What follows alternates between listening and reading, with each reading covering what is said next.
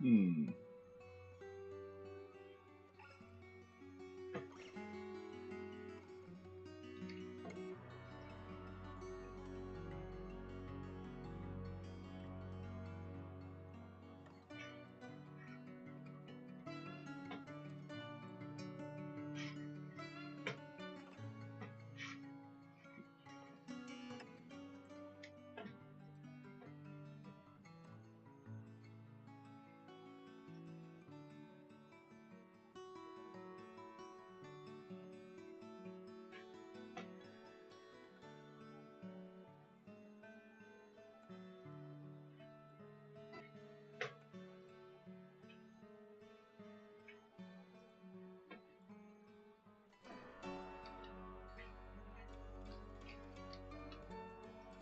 Hello and welcome back to some more Dwarf Fortress. This is the Koi Boy, and we're continuing our Earth and Castle Fortress. A fortress dedicated towards those animals. We have been having a little bit of lag issues with this, so I've been kind of actually going over some of the more kind of just explaining workshops and those little things to help anyone who's new at this game to kind of be able to understand what we do and how it all works. Looks like it's still in that kind of slow state. We do have quite a bit of butchers going, trying to work through some of these animal backlogs. That's fine there. This is fine here. I think I might need to move our leather workers workshop. Maybe throw another butcher over here just to help get through that bit of backlog there.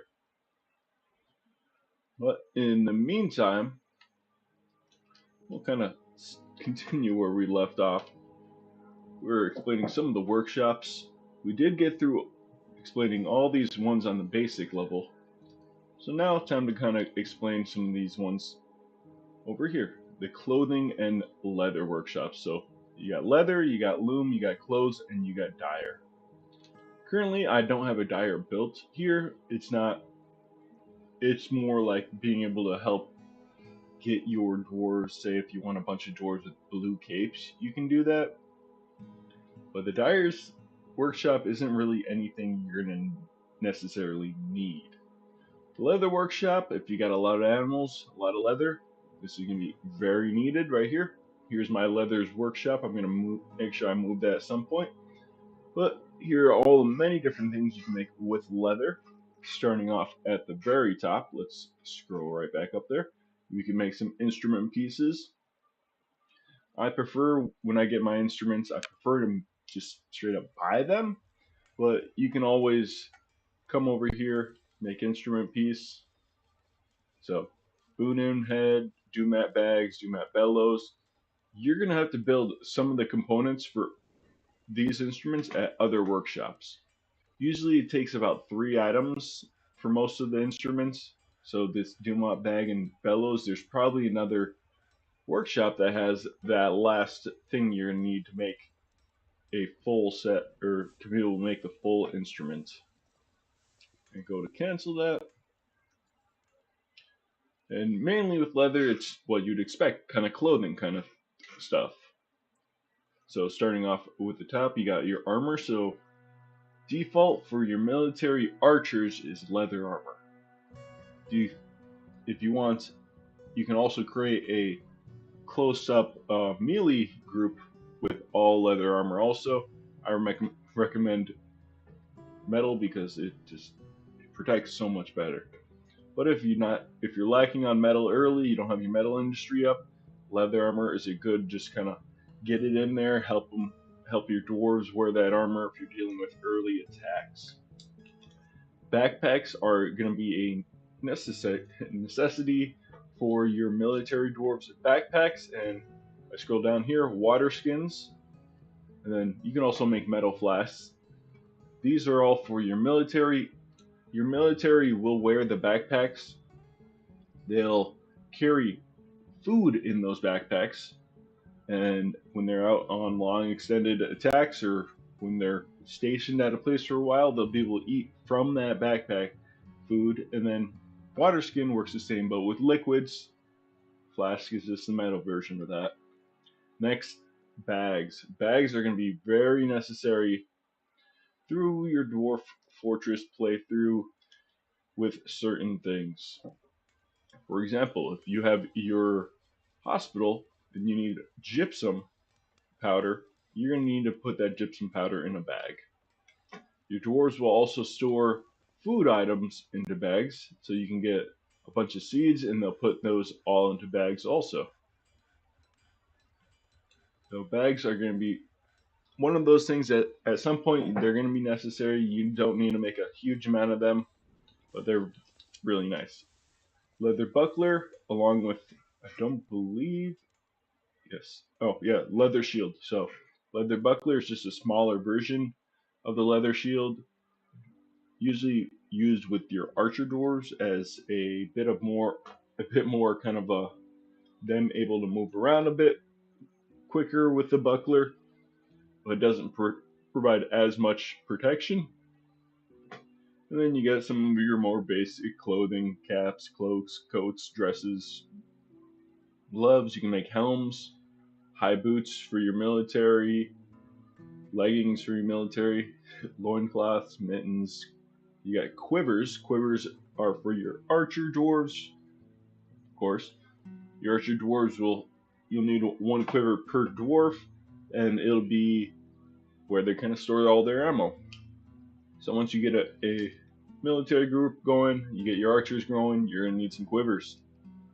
Then you got robes, more clothing, shirts, shoes, trousers, water skins, and then sewing leather images. This just sews an image onto a pre-existing item, just increasing the value of that item.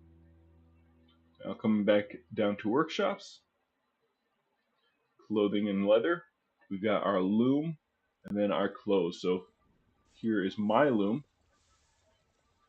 There's only a couple of things your loom will do. One is you can select collect webs, or you can also, coming under here under standing orders, you can automatically collect webs here, and that task will automatically pop up, and your dwarves will go and collect webs. You can also, your dwarves should automatically be set to weave thread into cloth or silk, also under that standing order, which I like to have. There's really not many times I feel that I come across it where, hey, I don't need to automatically weave my thread into cloth. So that is one of the things right here, automatically weave all thread, or you can individually set up that task to get them to weave that cloth constantly. I like to leave it just how it is, so that as soon as we make that thread, we're making the cloth afterwards. And then finally, that last workshop, the clother's workshop, does exactly what it says. You can select what kind of clothes you want, cloth, silk, yarn, and then you got pretty much all the different clothes. There's one other thing in here that isn't clothes, and that is your rope over here. Ropes and bags. Bags we just kind of went over. Ropes are basically chains. So ropes and chains are used interchangeable. You need ropes for like a well, or if you need a rope for a traction bench, or ropes for your little prison area. So that pretty much covers all of that stuff. Let's get rid of all these extra things up here and then move on to the next side of things. Whoops. I'm going to select down here, I meant. Workshops. Farming. Now, farming, we've got quite a few things in here, and I can kind of just explain it as you go. You've got your farm plots, which we have farm plots all around here. You just select here, and then you can select the size of your farm plot, and they'll make that farm plot. Just note, hey, if you create a large farm plot, you can't like section it off and be like, okay, I want plant here, plant here, plant here, plant here. You have to have each individual farm plot if you want multiple different resources. So I've got one farm plot here, one farm plot here. I've got two different ones down here. And one thing to note with farm plots is you have an above ground version and an underground version.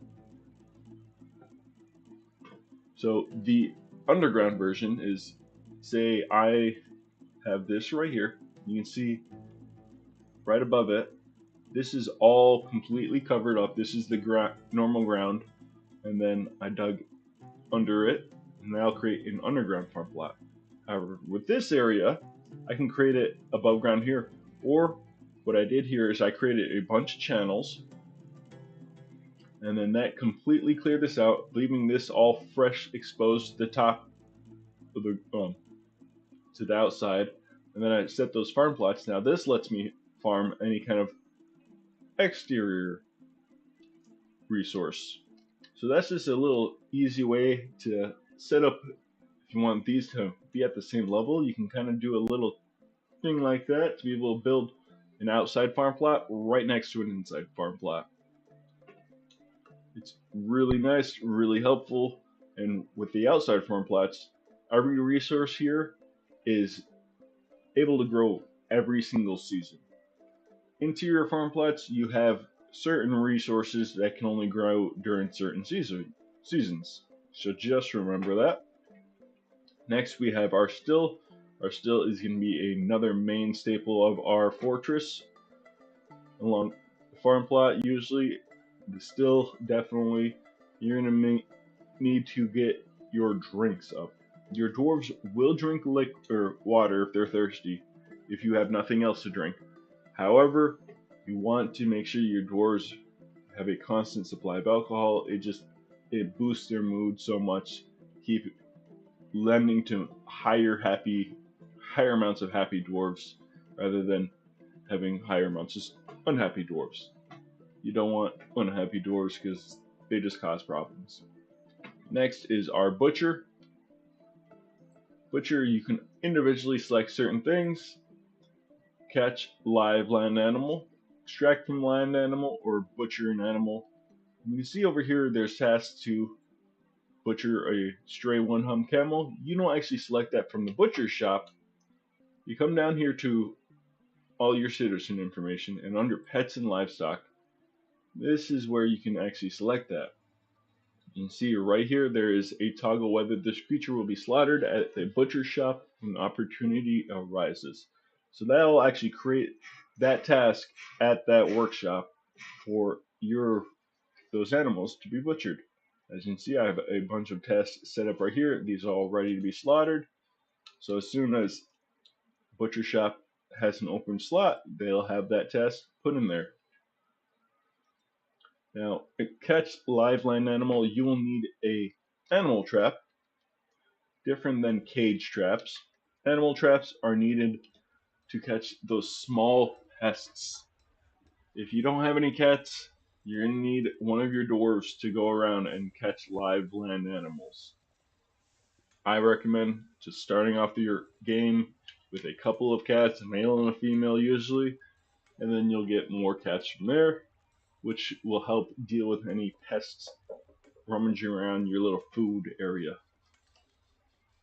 You see I got all my a handful of cats down here, and they're basically protecting my food from any pests. Extract from land animal, there's only certain things that you can extract from land animal. This test will most likely be canceled, so I'm not really worried about that. I really haven't come across any real use of that quite yet, other than maybe you can extract some stuff to be able to sell to the trader. Okay, that is fine. Just want to look at that. It automatically cancels there. And that pretty much covers the butcher side of things. Next, we'll go over the next little workshop over here. And that is going to be the tanner. Tanner is usually just automatically set up, so as long as you build it, it should be really helpful, or automatically set up to 10 hides. I believe that is also another standing order. Whoops. Under work order, no, labor. Standing orders, automatic tannery. So that makes your dwarves automatically tan those hides. And that is where you get that automatic thing right here where it says 10 hide, I didn't set up that task. It automatically did that.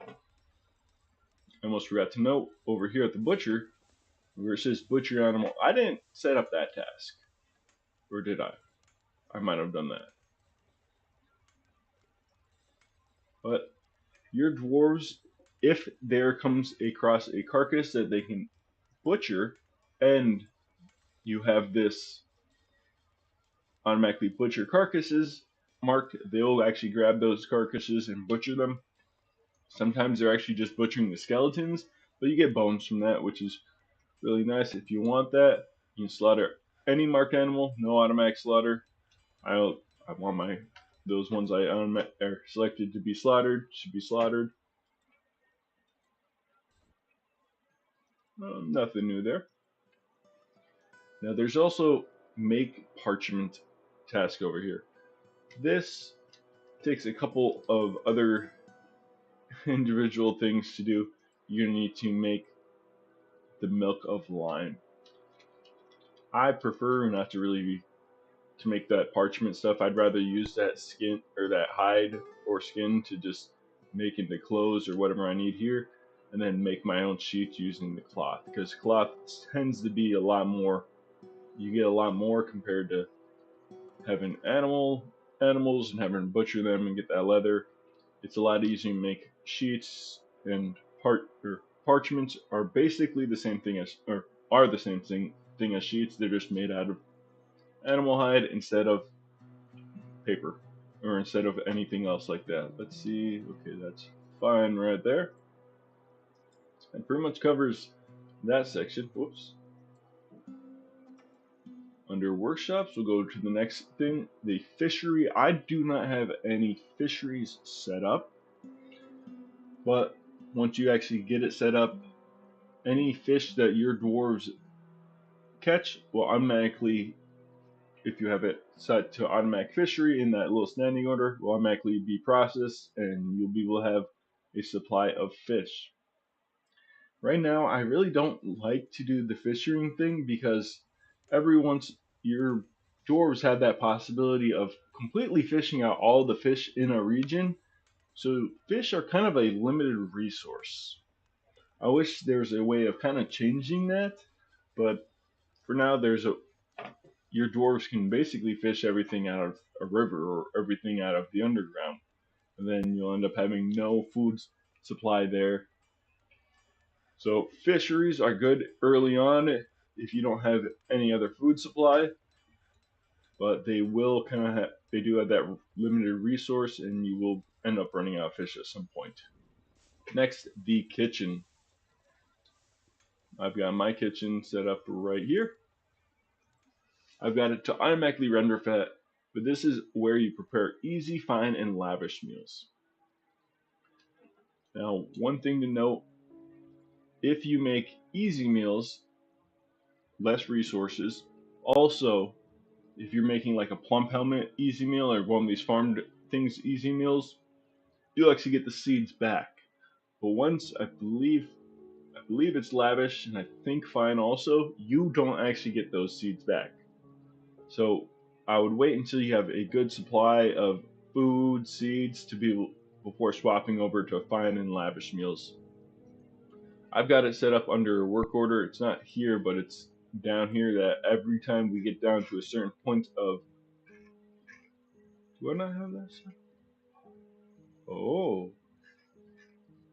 I think it went away. Oh, yep, right here. Prepare lavish meal. Once we get down to a certain amount of prepared meals, I have that to be automatically set for our dwarves to make some more lavish meals. I'm not sure why they're eating things like this, where that's clearly just some kind of meat instead of actually grabbing the prepared meals that we have. But hey, what do I know? Dwarves, I guess that you guys want to eat that kind of raw stuff instead of nice, fine, lavishly cooked meals. Be my guest. Maybe I do this. Let's increase this.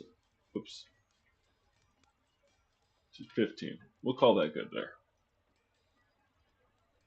Alright, that pretty much covers the kitchen. You also have this render fat test. If you have it set to automatic, your dwarves, once they butcher the animals, those butchering animals will have fat, and that fat will come to the kitchen and you can render it into tallow. Tallow can be used for soap making, or you can also cook with tallow. So I just like having that, leave it automatically made. There's really nothing I've found that I need the fat for.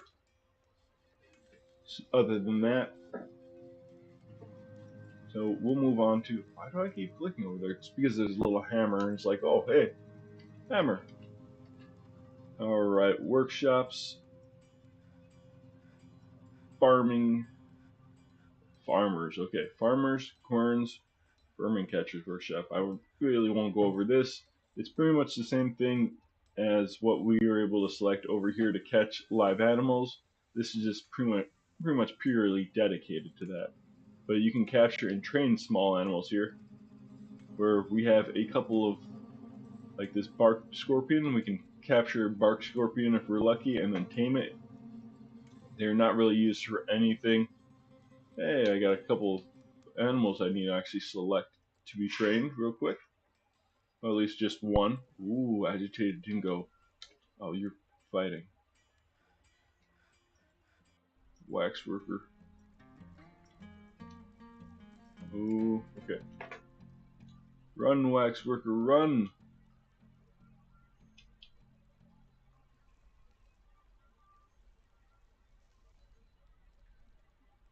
Yes, please keep going. Okay, good. He lost sight of him. And if we get lucky and that dingo will wander down over here, we can capture him. But back to what we're doing over here.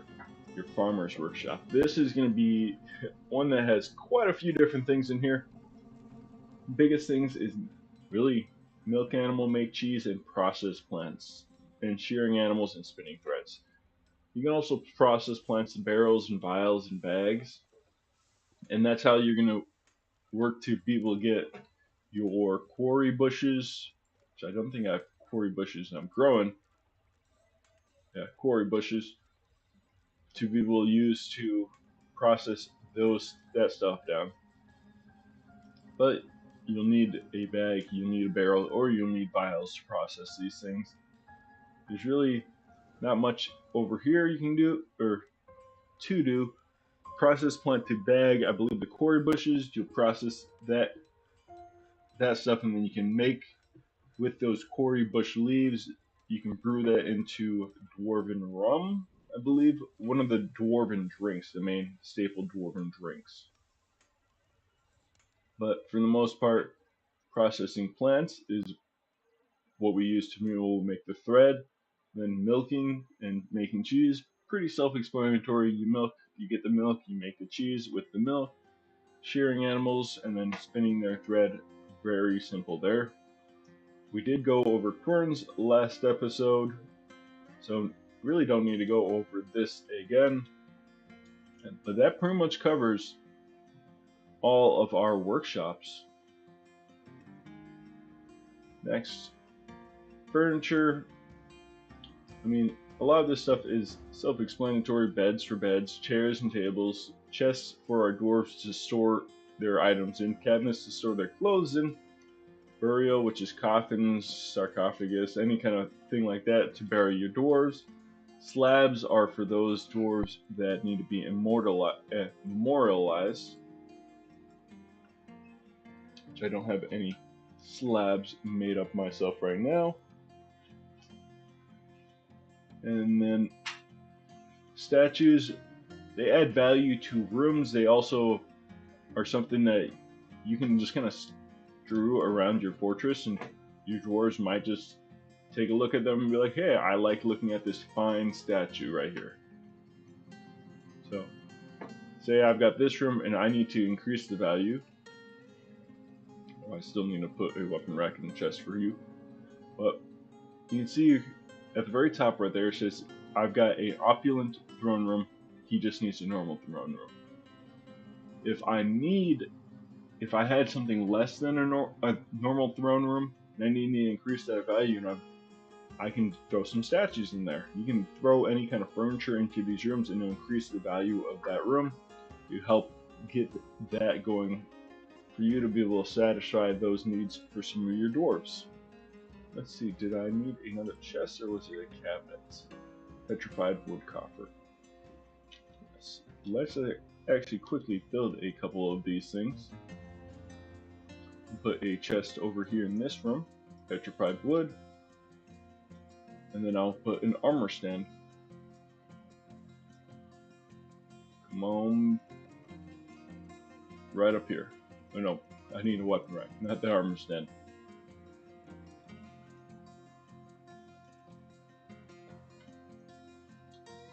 Oh, they still need to make it? He's doing it right now, okay. Well, we'll at least get that queued up for the chest made. And then we'll go back to the furniture right here, traction benches. This is something you'll need in your hospital. It's for setting bones. It's a place where your dwarves can put someone that's really badly injured, throw them on the table to help kind of, like their mini operating table, I would say. You've also got bookcases. This is for your library. You set up bookcases and your dwarves will store books in those bookcases. We've also got a pedestal or display. Say you want to display an artifact or something of value, you can put a display up and then you can put an item on top of that. So I've got maybe like a stone figurine I want to display. I can't just put that stone figurine down. I have to put a display down and then I can put the stone figurine on top of that. Next, we've got an offering place. This is basically kind of just increases the value of the room. I like to have them in the temples. Pretty self-explanatory there. And then instruments. Some instruments are too big to fit into chests, so you can straight up build them on the floor themselves.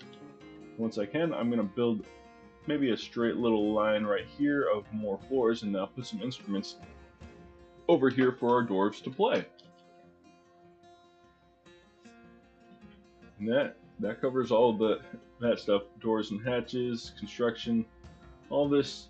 Not you guys think around with that.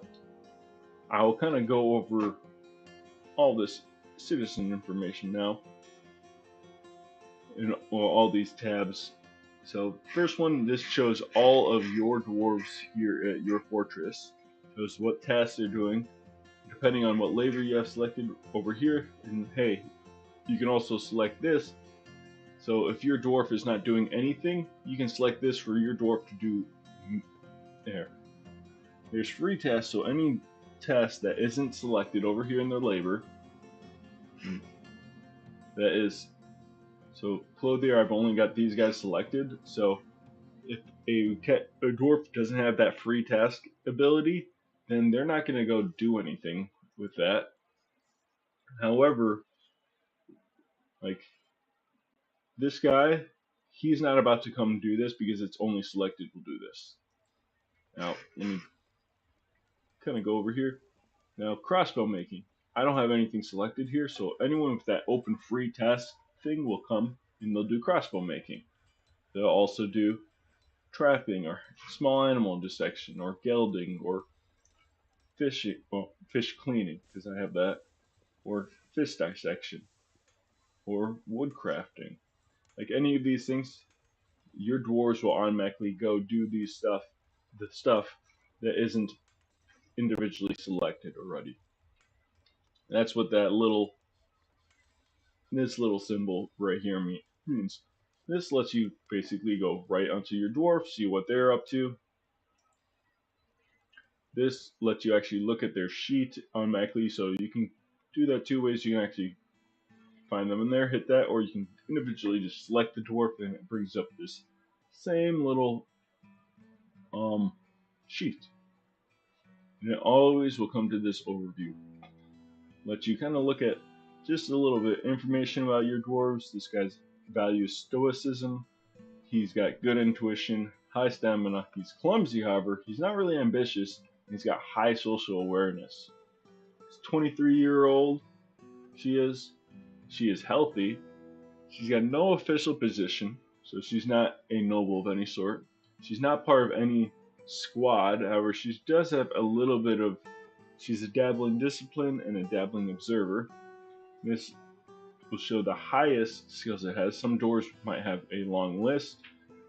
This girl is a professional miner with a novice stone cutting and then dabbling into butcher, wood burner, and silver.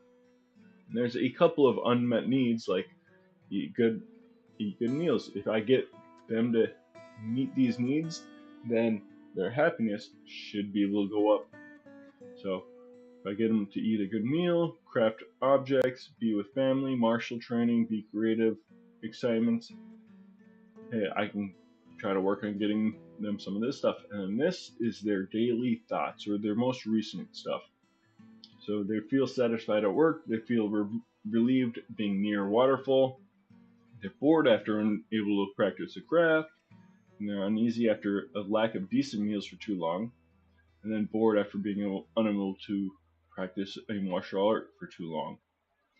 Doesn't feel anything after being away from the family for too long, and then she's feeling pleasure in remembering putting on an exceptional item. This is just all of the most recent thoughts. Come up here, I can look at their relationships. Looks like this one has a huge family, but none of the dwarves are here. You would be able to see this and this if any of these dwarves were here. And you see, hey, they're passing acquaintance with these three folk down here. These are their deities. Next is groups. So our dwarf miner here, she is a citizen of the Gallery blockades. That is our overall civilization. So any dwarf in our kingdom is a galley of blockade. She's a member of the Untamed Griffins. That is specifically this site over here, our fortress here, is specifically the Untamed Griffins. So any dwarf I've got here at this fortress is a member of the Untamed Griffins. She's also a former militia captain here. I think it's probably because I did have to like throw them in there to get them to run away from somebody at some point. There's got nothing under the military as for their squad because they're not part of a group. They've got no uniform because she's not part of a group. And then kills. She's got no kills under her belt. Now thoughts. This is a longer version of that bottom part of the overview slab. Now there's also memories. Memories will greatly affect your dwarves. You want your dwarves to have good memories, and that will overall increase their happiness. If you have a dwarf that just always has bad memories, they're going to end up coming over here and being unhappy. So, got quite a few. They're uneasy after seeing this goblin's body, learn to disdain power. But overall, gratitude, relieved, blissful, delighted, pleasure, gratitude, relieved, blissful, relieved, blissful.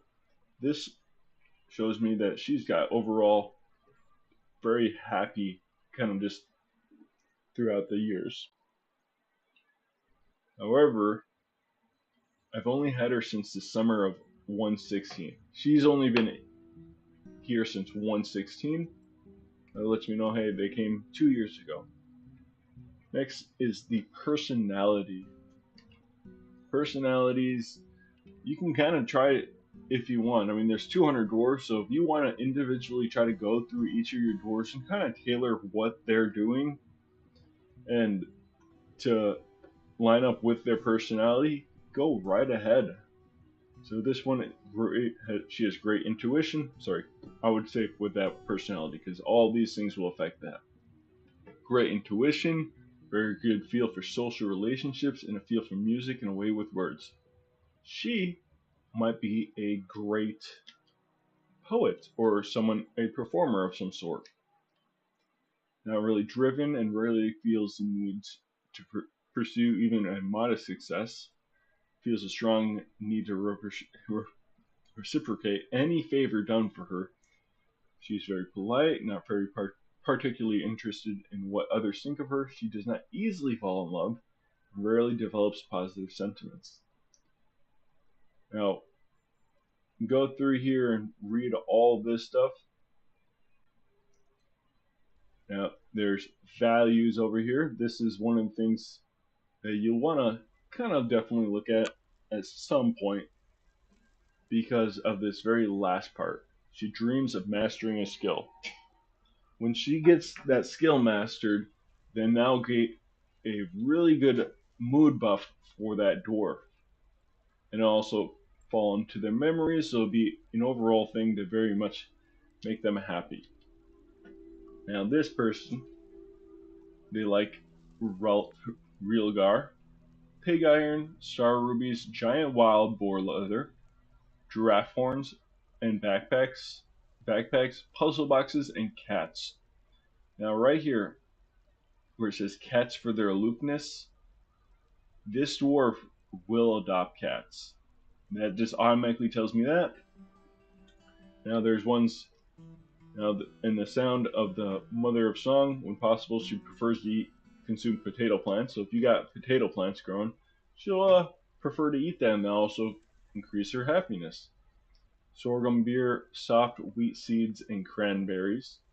She absolutely hates slugs. So if she sees a slug, then she won't be too happy.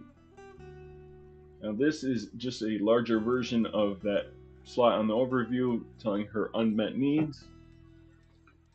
So if we can try to increase some of these needs, like, hey, might need some more decent meals overall. Might put her on to be able to start doing, I don't know, some stone crafting or something like that. We will at least just practice a craft. Mining is not a craft. Anything under the craft store thing is. She's distracted after being away from the family. Really doesn't have any family here, so that's gonna have to sit on Matt. We can put her into a military squad and practice a small martial art. Maybe have it once a year or 1 month in the year. Have her practice a little martial art skill, and then that'll also go up. Next, we can look at all her items. So she's got her water buffalo leather cap on. She's also got a rock salt crown on top of that. It doesn't really show that. It will show the cap, however. She's got her steel pickaxe. She's got some earrings in here, some llama bone earrings. She got dress, some trousers. She's got 2 crowns on, actually. Maybe she's got them like one on each side of her head. And then she's got a bracelet on, then her cloak, some socks, some shoes. You might every once in a while want to look at the items for your dwarves and be like, oh, see, this one has this little X next to it. That means that item is starting to be worn. And I can click this and see, hey, this object is showing some wear.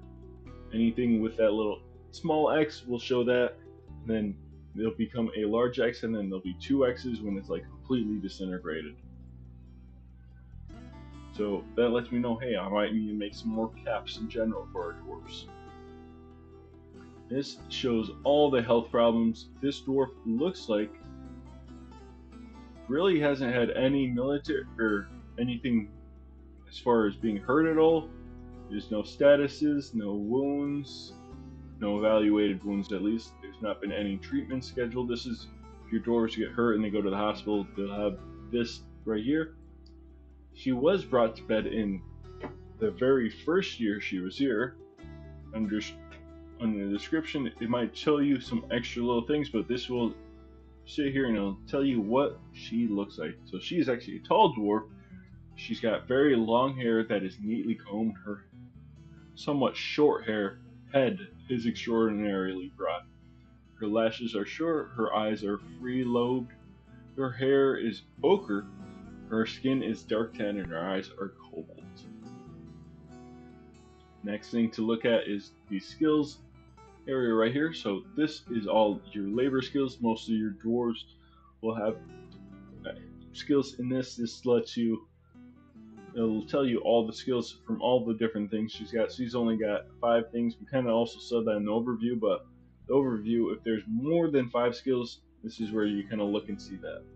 Also shows all the combat skills, so dabbling discipline, dabbling observer, her social skills. So she's dabbling in all these little things, but it doesn't look like she's really much of a social dwarf. She's got other skills. She's a dabbling student and a dabbling reader. She's probably come over here and read some books. And then her knowledge. So she's got some personal, some. Wow, she's got a lot of these history things. She might become a historian. From personal interviews, historian causation, biography, cultural history, surveying, economic data, rainfall, and then these are the stuff she knows as far as like singing and that kind of performing art that we talked about. And then she's also read a handful of different poems, manuals, cultural history right here. So Cog as Zumkin, you know what? Just because you were chosen to go through and be looked at, I will make you a scholar.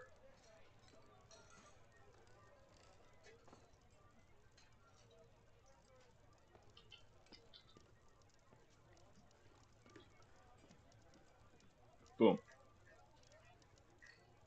And now she is a scholar, so whenever she's not mining, she'll come up here, she'll read books, she'll be a new dwarf that maybe will write some more books.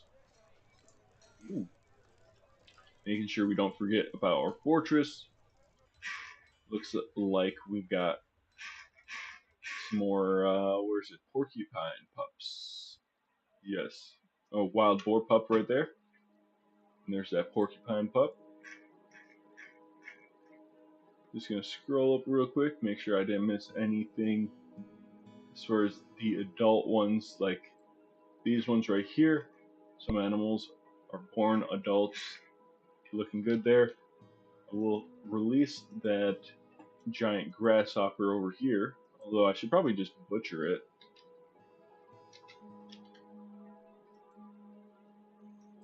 Yeah, this one that doesn't have a name, I will select them to be butchered, as we are experts in the animal training of giant grasshoppers. There's really no reason to keep them around, so we'll let that happen and go through.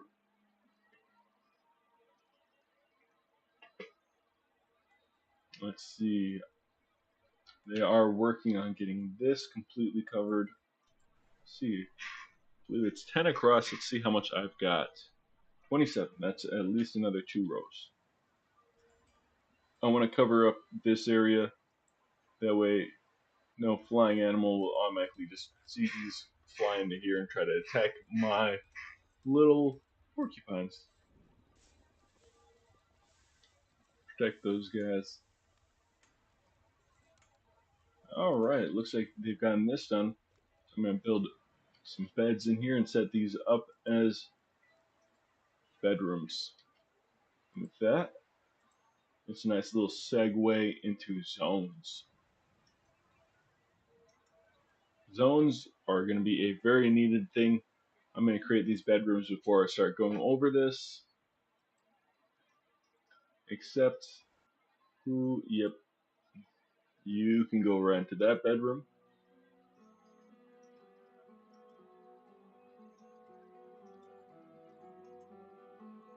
Except,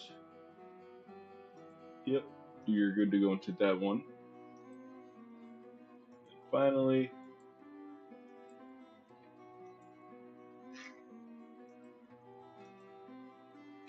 except, and yeah, who's that angry one? Sure. Alright, we'll get those bedrooms. Oh, we have quite a few new king snakes.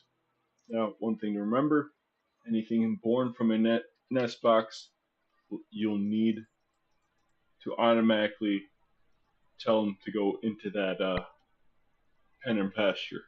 Or else they'll just start wandering around your fortress. Anything born live birth will stay and automatically be selected for that pen and pasture. And that lets me actually, those king snakes were born completely grown up. So they're going to show up right here, which is actually not the worst thing, but it also means I'll never actually be able to have tamed king snakes. But this, having it like this, my dwarves will get more training on them, which I actually increase my overall training with them quicker. So I'm knowledgeable. I should be experts here with them soon, and with that, it'll be even quicker.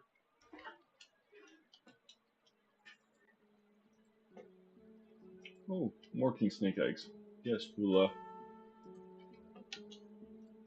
make sure that nothing can come over here and try to take those.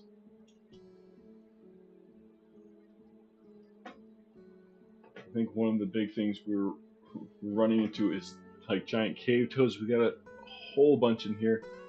All these cave crocodiles. We'll definitely have to start butchering some of these things. I think these are really what's kind of causing a lot of that lag. One of the other things we were doing, I will get to zones, don't worry, is finishing up all of this over here. Siltstone blocks, okay, we got at least a couple more. So we got a couple more siltstone block stuff set up. And I'm actually going to quickly set up a handful of little tasks for dwarves to be able to do real quick, right before I kind of explain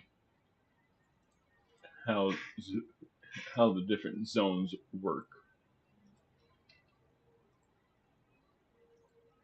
14, do I got 14? I got 13. Oh, right there, that'll have to do for now.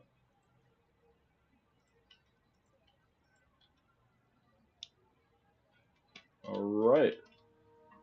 And then I'll get these walls set up for our dwarves to start working on also. 10, 10, perfect. Okay, zones. So, zones, you've got meeting places. I mean, you can kind of read through this list, but meeting places is one of your big things that you'll end up doing. It is where you set up taverns, temples, hospitals, and other things like you can have zoos set up there, although zoos aren't exactly an official an official site. So, real quick thing to show, I've got a meeting place set up right here. This meeting place is designated as the Farmers Guild Hall.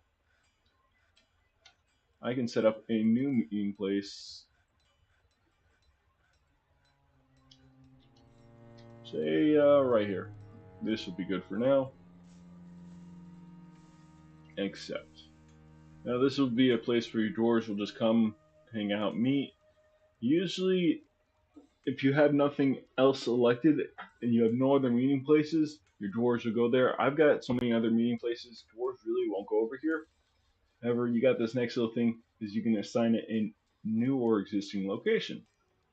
So this is how you set up libraries, hospitals, guild halls, temples, or inns / taverns. So the one over there, my dwarves requested to have a guild hall. So I put a new guild hall, and when you do that, you actually have to select which guild you're setting it for. So I can actually create a guild hall for, and I'll say these stoneworkers, or say the miners. Once your dwarves have 10 dwarves with skills in those categories, they'll actually create a guild, and then they'll actually request a guild hall.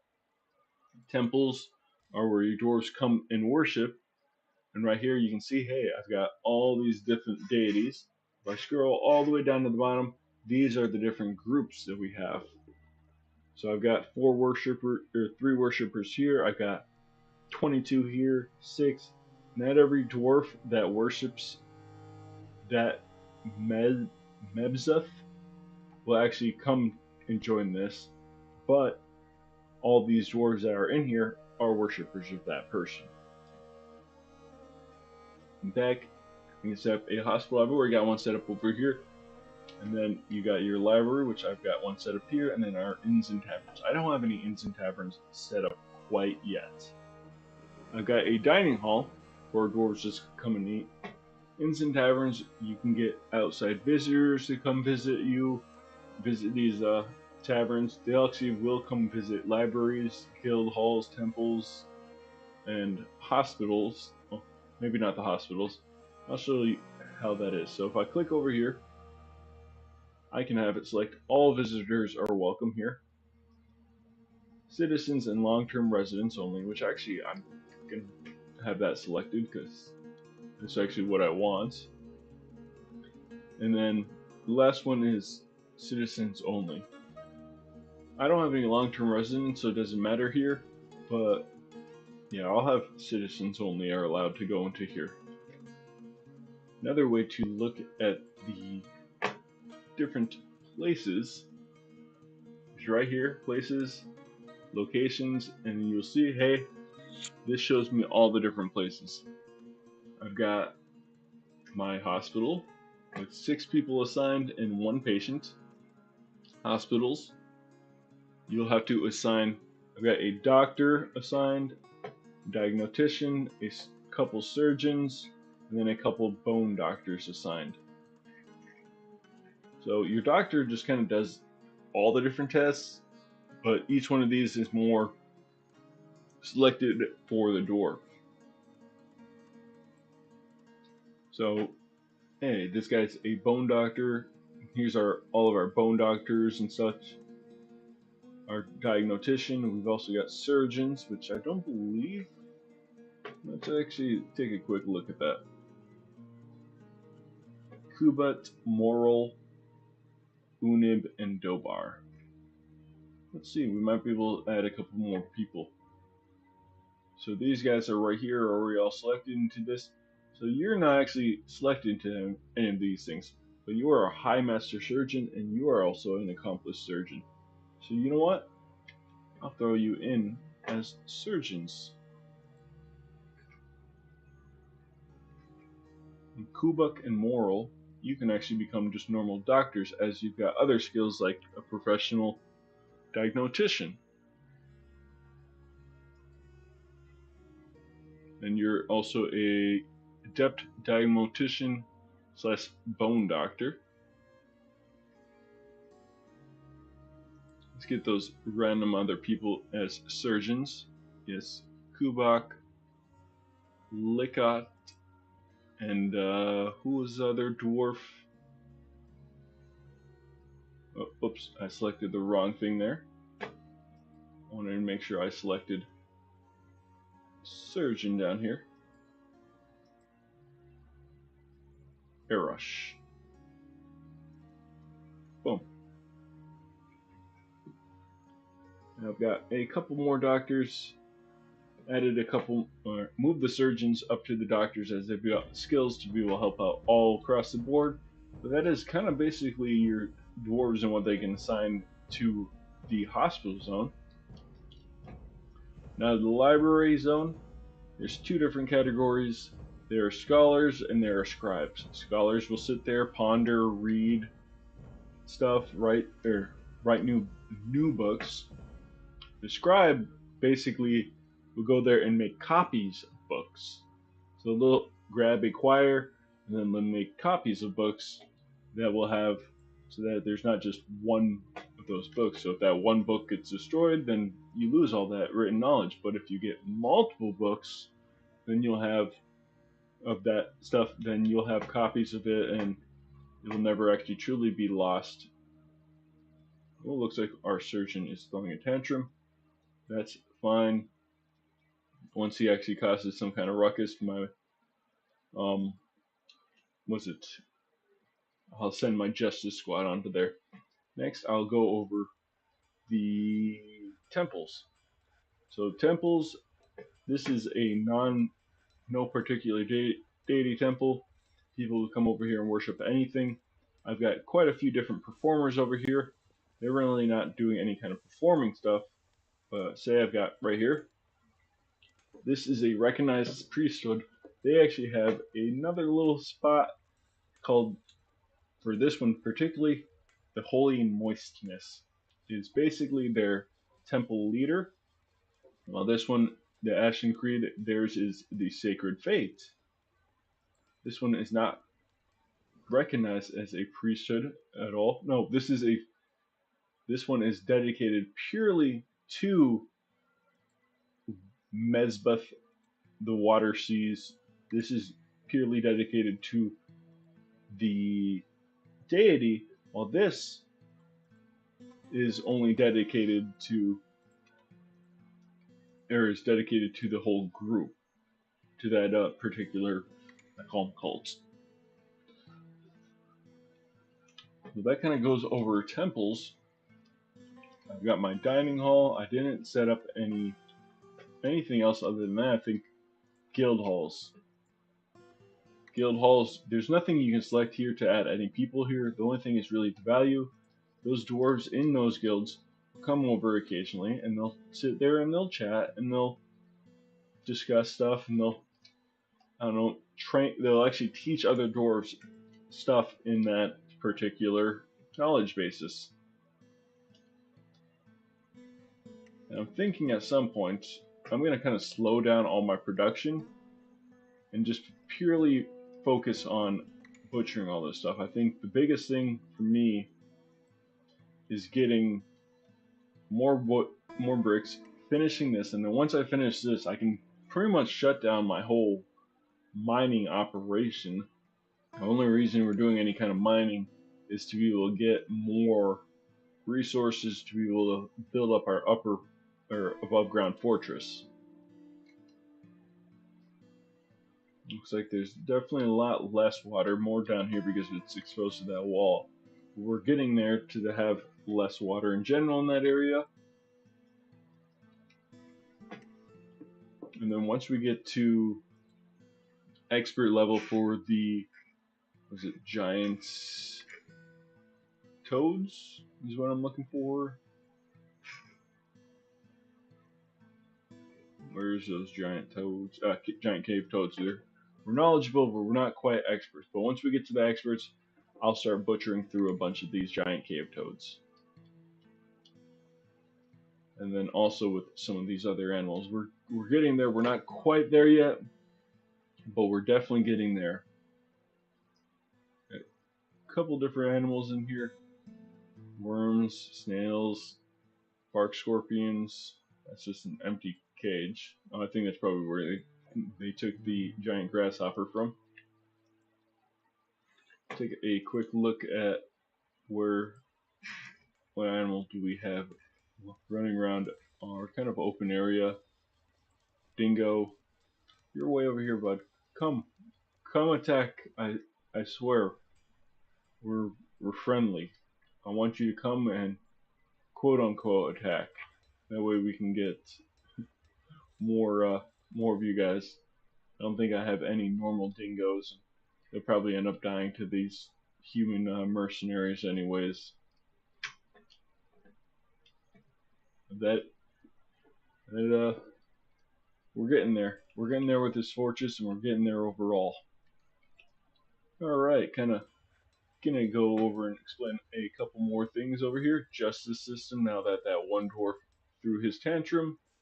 Looks like he's got no open cases, so no one's seen him do anything, and it doesn't look like anything's been destroyed.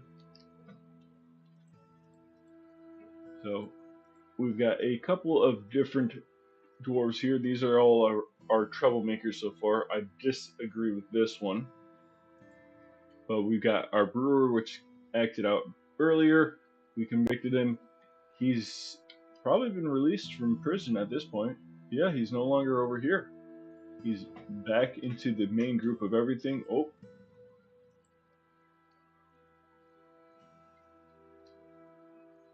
Someone saw him do that. Yep, report. crimes. That is perfect. We're not losing anything there. So we'll just get this selected, and then once that first crime actually rolls in, this is a perfect example, we'll have a brand new open case.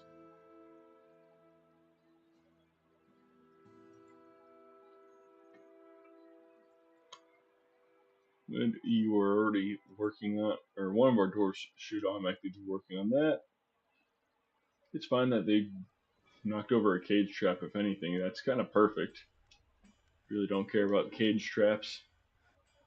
Especially right there. That's kind of just in case a flyer comes this way, but they're more likely to come into here. That's a late game protection right there.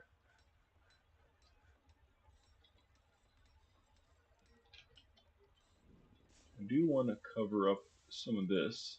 Do I have any church? No. Hopefully they've been making some stuff. Yeah, we got a couple of church there. We got a ways to go with our fortress overall.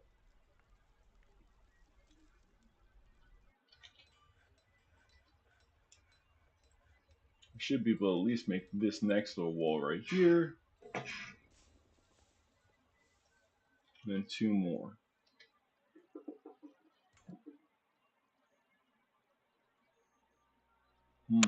Where can I put those last two? Oh, right there. No, that'll be a wall. That needs a floor right here.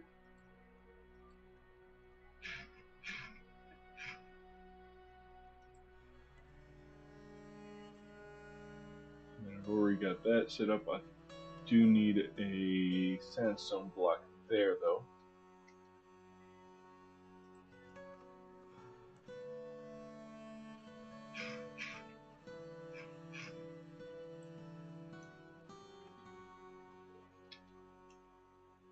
And then yeah, once I get this kind of set up, especially I can get this right here. I think I had enough sandstone block there. Perfect. Then I'll start covering this up so that they've got access right here to this floor.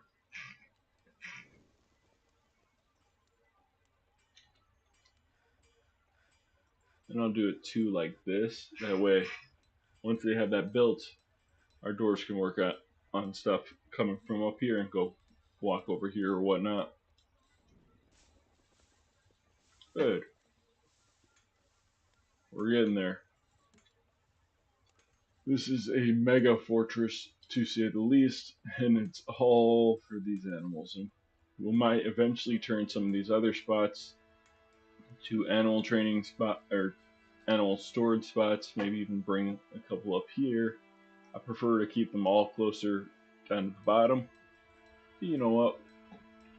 This is our fortress dedicated to the animals, so that's what we're doing. All right. Now let's see. Do we have it? Yes, vandalism. Here's the thing. Open case. So these guys are all witnesses. They all accuse the same person. So you know what? We're going to interrogate the surgeon.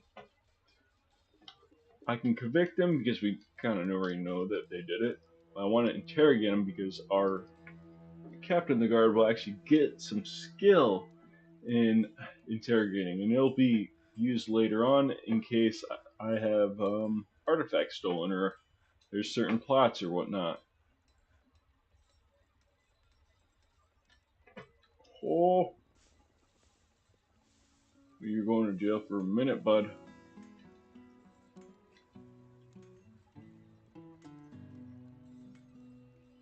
Well, all that fat that needs to be rendered. I will probably end up making another workshop up top, another kitchen actually. So we'll do that right now.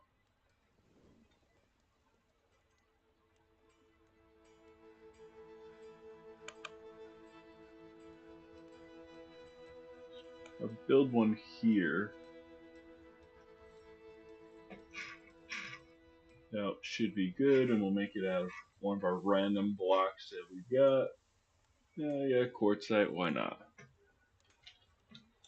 I'm actually also gonna do what I said earlier about that leather workers workshop.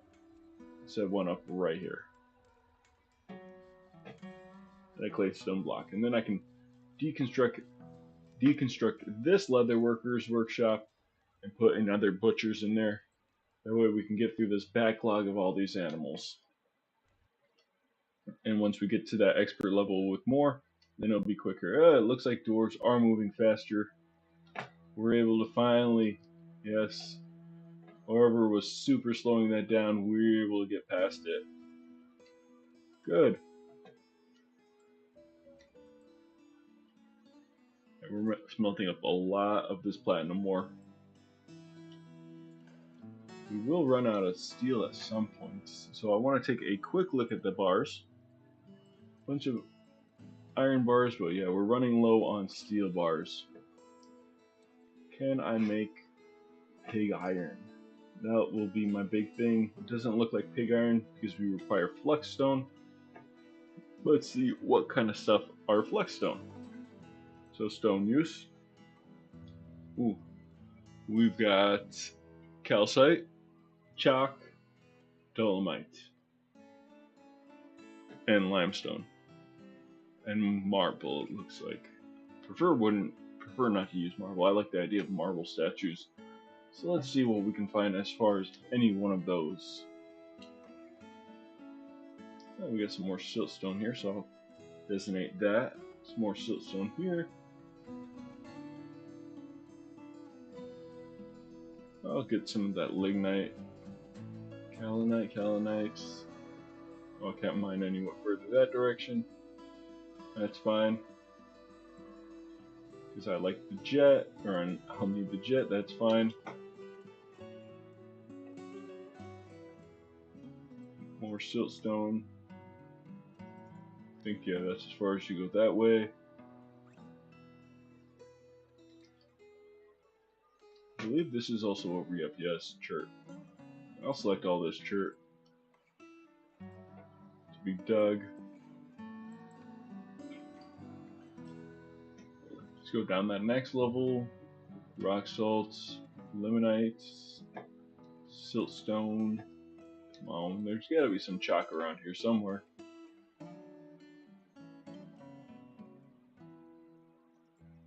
Fine with designating some more of this right here, chert and jet.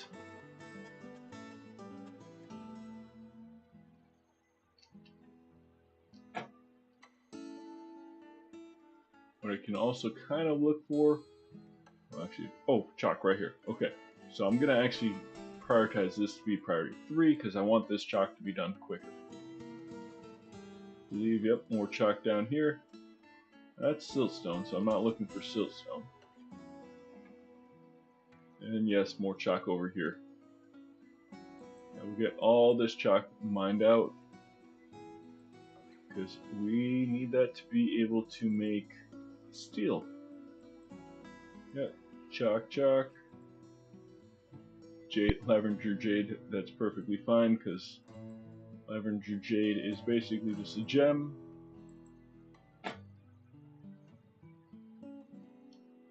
Nothing here. Nothing here. Let's see. Gness. Sapphire cluster. You know what? Why not? Oop.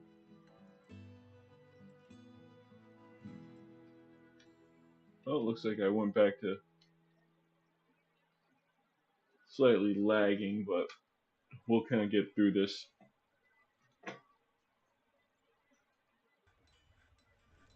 What I might need to do is over here set up another little workshop area. If everything's shifted up, I've got another spot for workshops right here with the stair being right there. I think that might be a good spot to be able to start setting up some workshops. So if I did it, it would be a giant wall right here made out of chert with maybe that door and that door be open. They'll come walking up just like that. floors in there. Okay, that dingo has made its way over to the human, that's fine.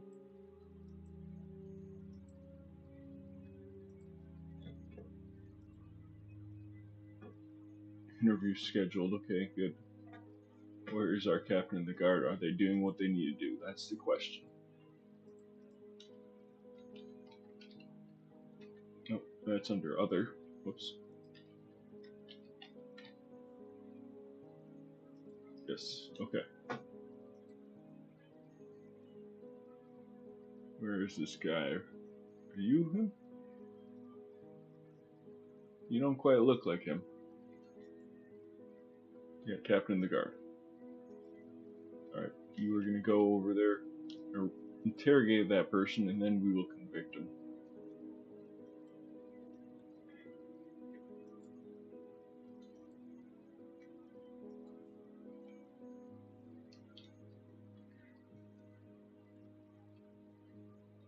What are you eating here, bud?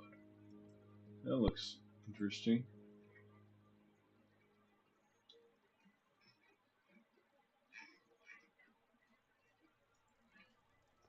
Ah, prepared grasshopper intestine. Oof, whatever floats your boat, bud.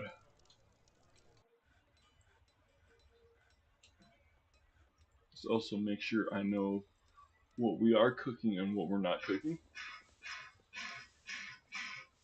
All this first top spot, nothing to worry about. Yes, passion fruits, you're fine. We've got all these fisher berries, ratweed, and prickleberries. Yep, nothing here. Grasshopper tallow, we're gonna throw that in there too. We've got all the other stuff we need to cook up anyways. Let's continue making more bars of soap. We're gonna have so many bars of soap where dwarves won't have any clue what to do with it.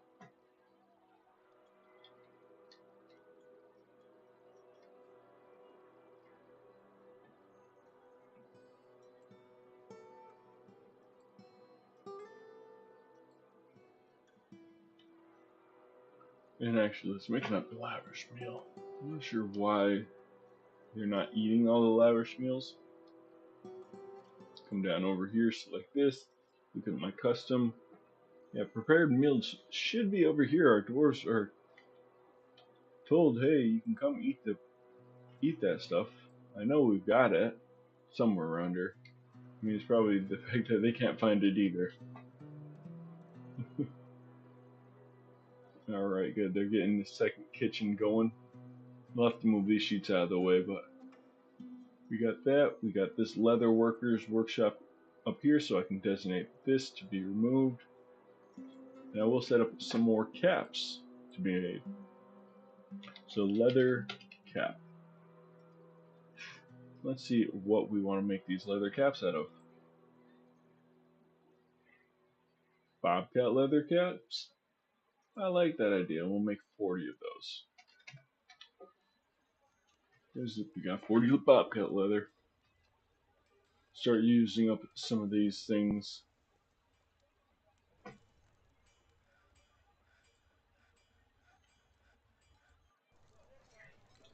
want to take a quick look over here.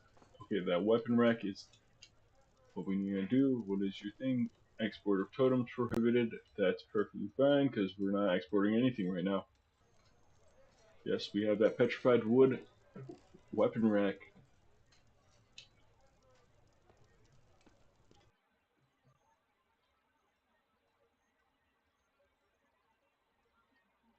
And I want to take a quick look down here to see if I've got more siltstone made. We will cover up some more of these spots over here. Do not have any. Oh yes, 8. Okay. Now if I pause it, then I can see which ones have that 1 next to it. It won't do it on the where it says 2, but I can select where it says 1. Even if it does go to 2, they'll still come over and they'll still build it up at the top. And this will prevent more water from flowing into here. Hopefully bringing that down that side of the lag. So stone block, perfect. And we just need to worry about cleaning up some of our animals. We just need to get to the point where they're all trained and we can get that done.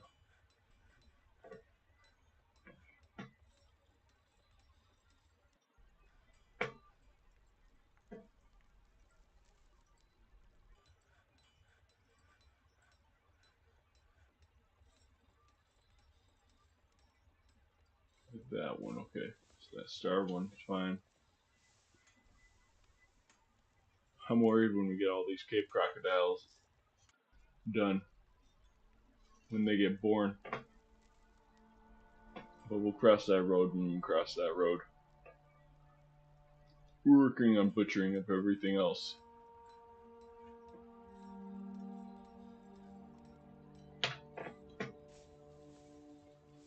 Yeah, we now have a metalsmith. Sweet.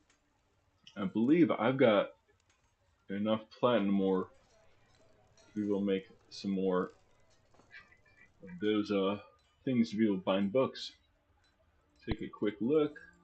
Oh yeah, 98. You know what? We'll do 30.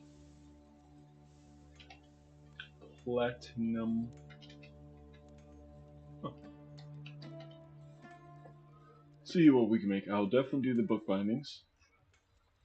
Maybe I'll make some platinum goblets or mint platinum coins. Or stud things with platinum. We'll definitely do the book bindings first. We'll do 30 of these. We'll start off with that.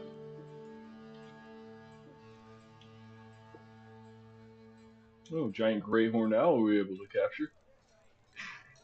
Yes, please. And that is exactly why I moved this door.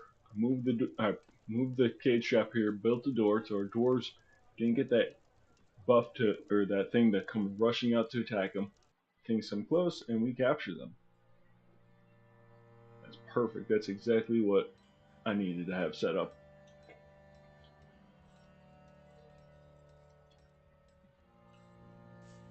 And that just means more gray horned owl training. Which we've got a huge amount of them. And if we can get lucky, we can have one of our great horned owls maybe lay some eggs. Or not lay some eggs, maybe have some of their eggs finally be born, or if I can get that up to expert, I can finally go through and butcher a lot of these things. Because we're right there, we got knowledgeable, we're expert buzzards. We probably butcher a lot more buzzards now. Peregrine falcons. King snake, you really shouldn't be out there, but that's fine. Let's actually go through and butcher some buzzards and some. Okay, okay, the one with the name, don't touch. And this one that's perfectly trained, don't touch. And then I'll worry about, yeah, now the peregrine falcons are laying eggs, so let's go through and we'll do some of that. Peregrine falcons. Well, I'll leave the one with the name, because why not? Then we'll butcher all the males.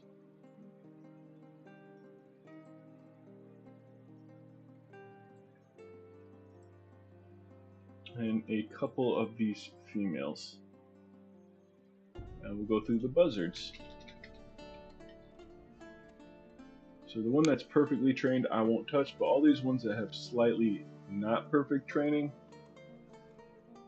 I will go through and I will butcher at least these three, because I know they're not trying to lay eggs. And once those buzzard hatchlings grow up, we'll worry about butchering them. Good. This is going down, so we should be able to get that next butcher up right here. With us being such an animal focused thing, we will definitely need as many butcher spots as possible. So 1, 2, 3, 4. Nice and big. Ooh. Alright, build, workshop, farming, butcher, Gabra. Get that all set up right there.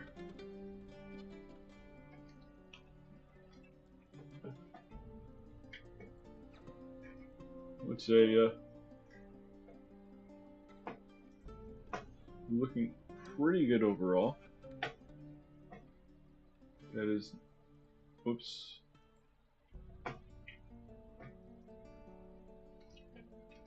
That's not right.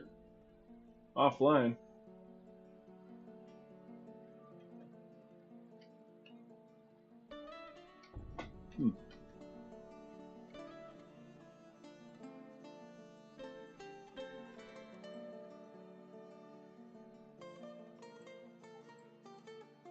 There we go.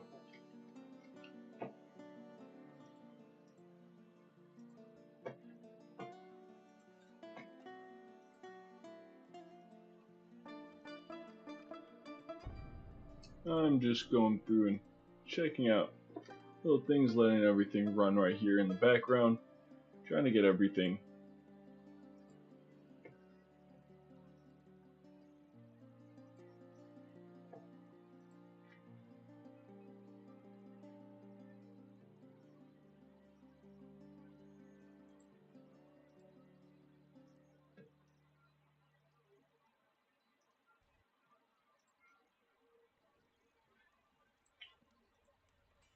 Boom, boom, boom.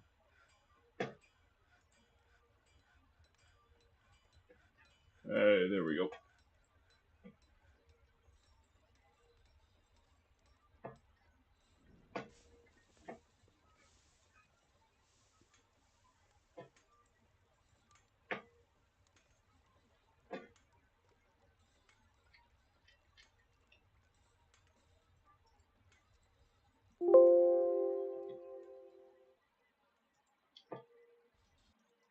Let's see if I can bring this back up. Why is that disabled?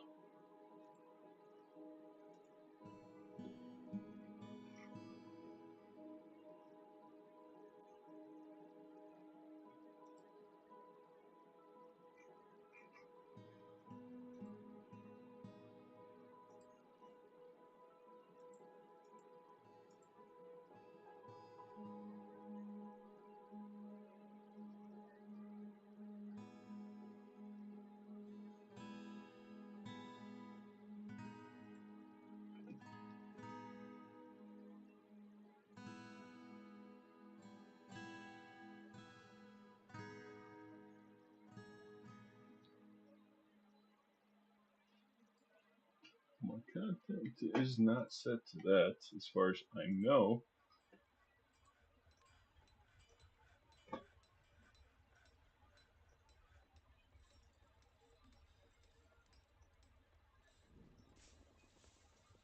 Maybe it is. No, that is not made for that. Aha! Why it automatically goes to that, I do not know.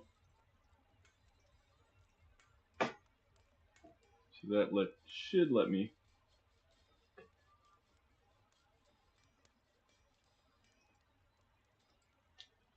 Go to this, go to this, go to that. Hey, there we go.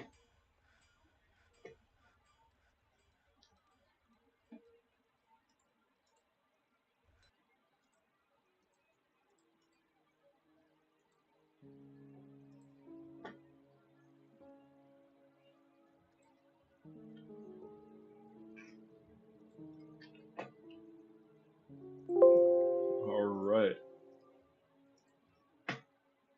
Aha. I've got it going. Took a second. Looks like we are still lagging just a little bit. That's in-game lag, if anything. Looks like we got another kitchen all set up. Let's get render fat to be made. Yeah, you should be making that lavish meal.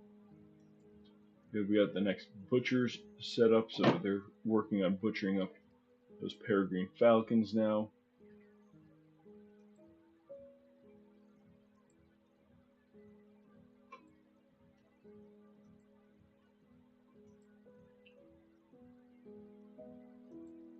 If you're hungry and thirsty, go. I don't know what's going on with y'all.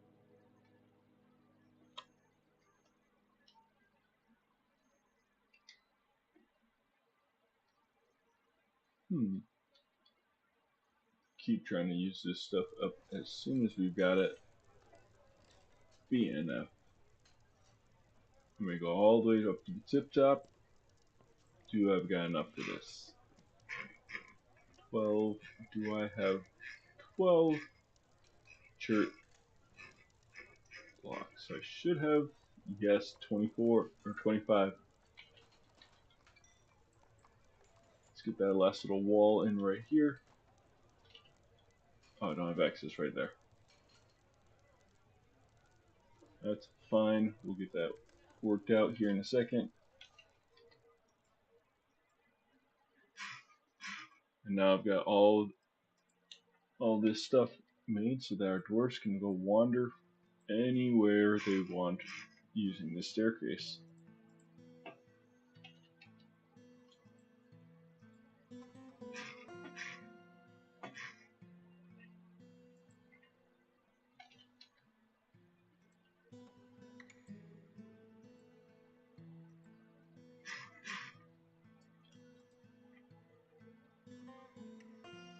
And I can actually turn these into bedrooms right now.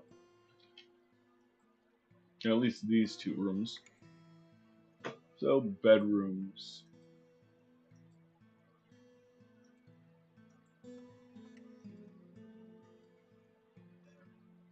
Who's an unhappy dwarf?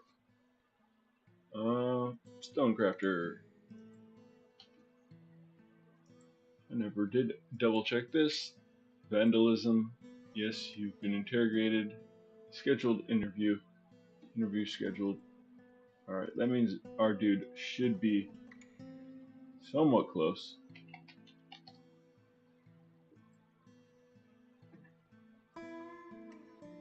Okay, you're walking with him right now. Perfect.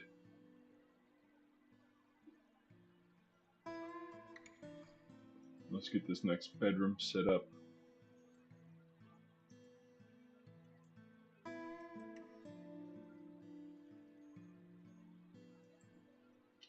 Push to sector. Go.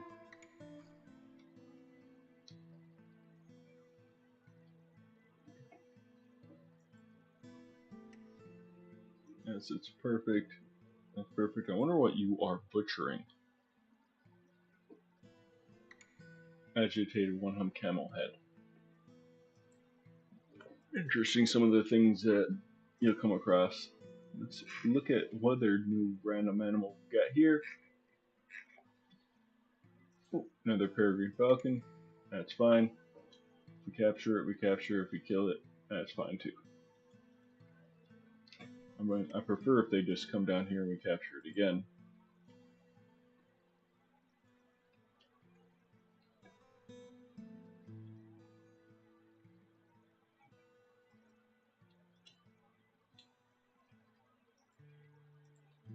I'm gonna double check to make sure all my peregrines should be here. Yeah, you're not supposed to be wandering over that direction, bud.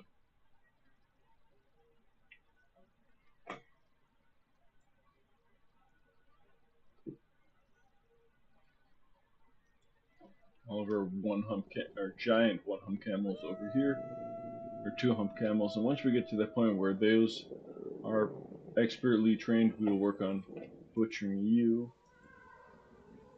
Make sure all my one hump camels are selected. Oh, yep, you are fully grown. We will work on butchering you up.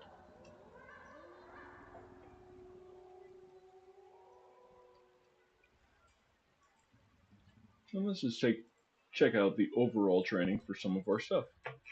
Buzzards, elephants, and birds. Elephants are untouched. Evexes, one hump camels, peregrine falcons. Okay. Yeah, our elephants over here, they've got 2 years. They're actually quite old at this point. 2 years, 2 years. I know I've probably got like a 3-year-old at some point over here. I'm hoping we can get some more of these elephants to finally grow up. Oh,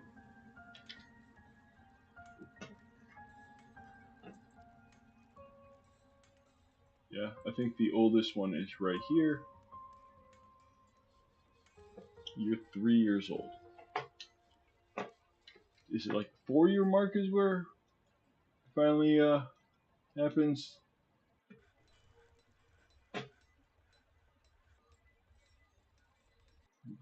Why are you in jail eating food, bud?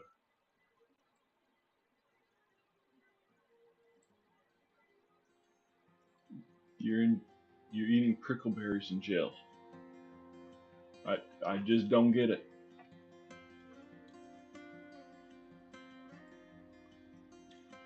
Hopefully with another butcher hole we should be able to help get through some of this backlog of animals we need butchered.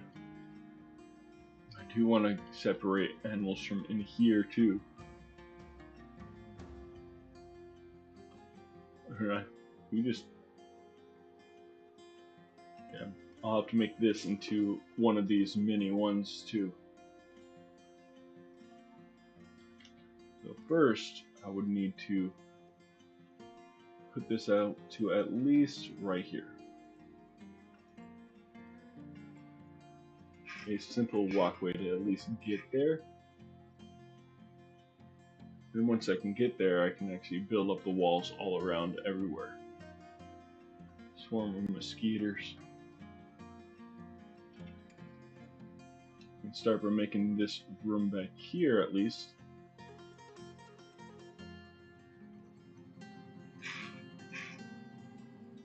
And then in order to build the roof, I've got access right here.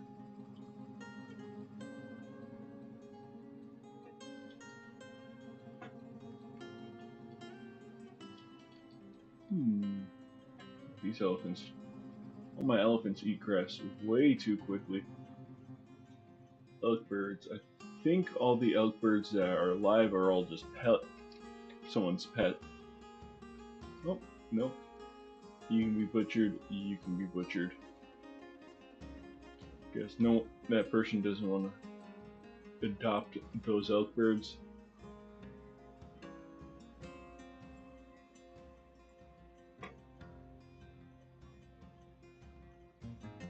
I think that's all the elk birds I really want anyways. So I won't worry about doing any more training or capturing of elk birds. Still have those pond grabbers down here that are just not making anything else allowed to grow, or not grow, but spawn in these regions.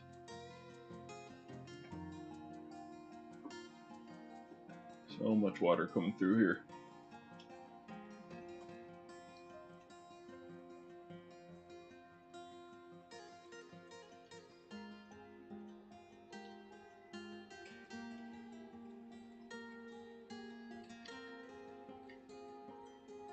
Yeah, we're still at the very slow rate right now, where things just seem to be lagging, because I think like all this extra water in here is definitely affecting that.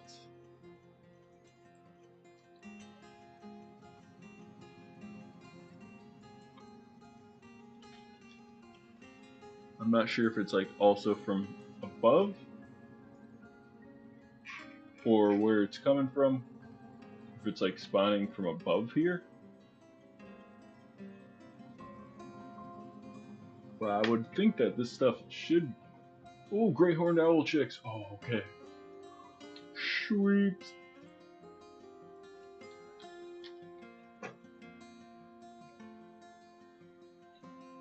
Yes, you guys are all gonna be available for that. We'll train all of you up also, and I also need to make sure I select you to stay in here. Horned.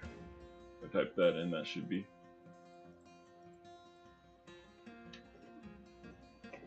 all set there. Perfect. Sweet, we got finally got some great horned owl chicks.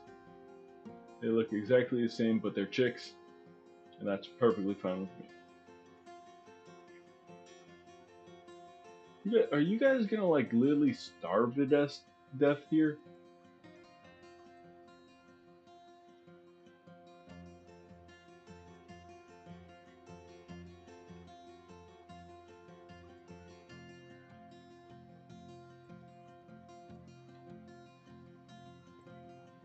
At least one of you guys have left.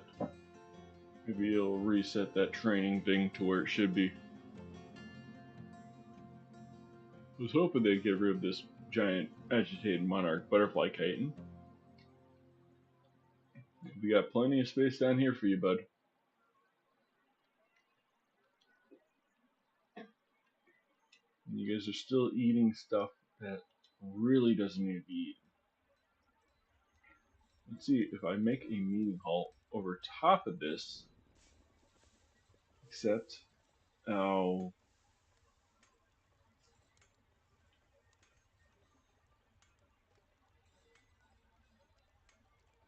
maybe I do need to set up a tavern area somewhere.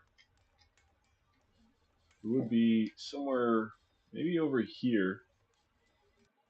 Get rid of this, make it extend out, put it over here. Or I can actually have it completely underground. Have it come in here, go down, and go up, and have it up here. It'd be interesting. Have it come up here, go up, and then we can have our tavern area over here. I'd much rather prefer it closer to the food.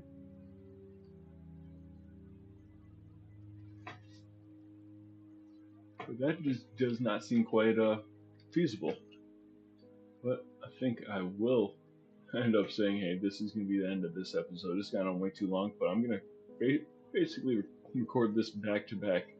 So hopefully y'all have a wonderful rest of your day. Adios now.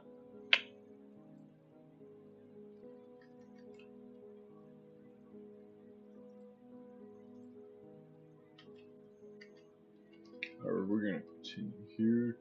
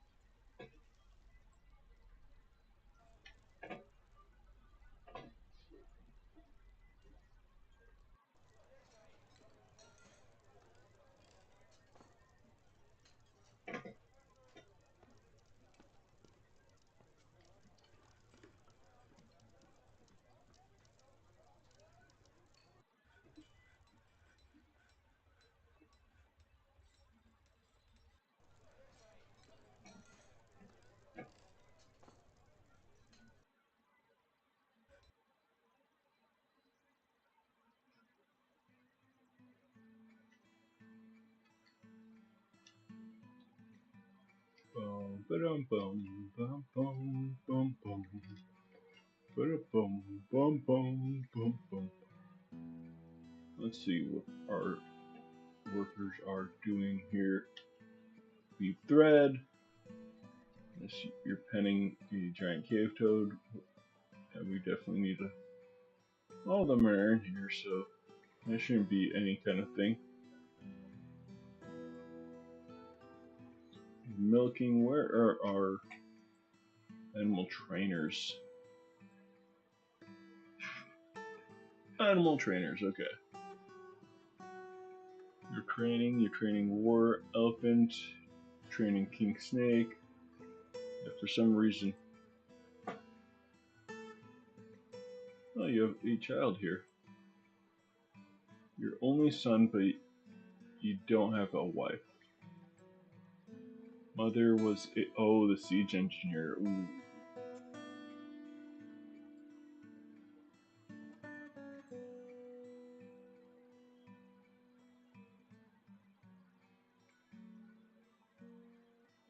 Your stress.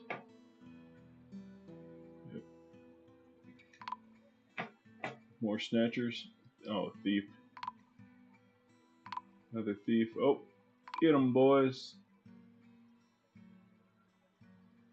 Looks like we scared them all. Oh, looks like it. We didn't.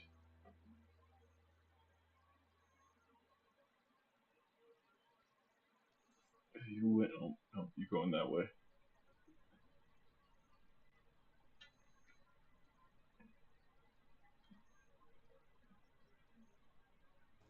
If I also deconstruct this so that they're no, I like that how it's like that. If I deconstruct this, however,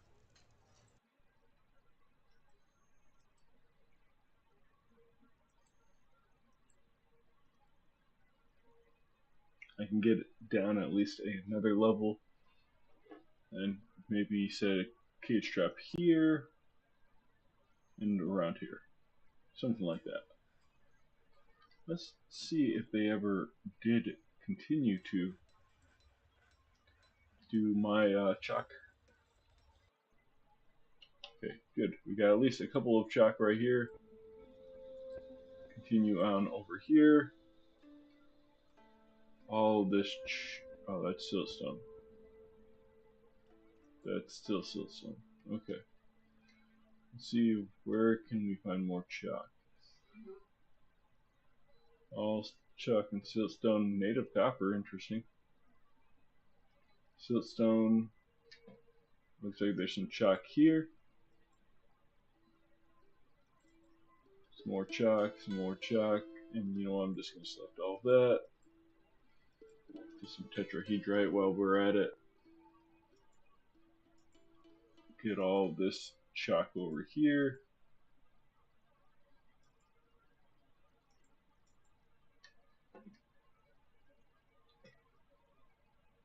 Hey, more porcupine pups. Alright. Oh, there's some chalk right here. I only do these three because I don't want to disturb that.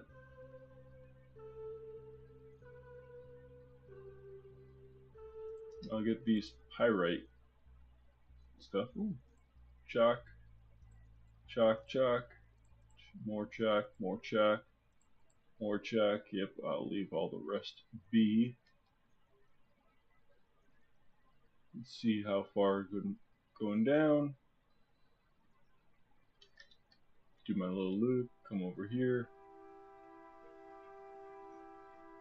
all the way down. Looks like you guys are still working on all of this. My goodness, a lot of diorite, orthoclast, pyrolusite, or diorite, mica, microline. Yeah. Well, we'll leave you guys be to do that.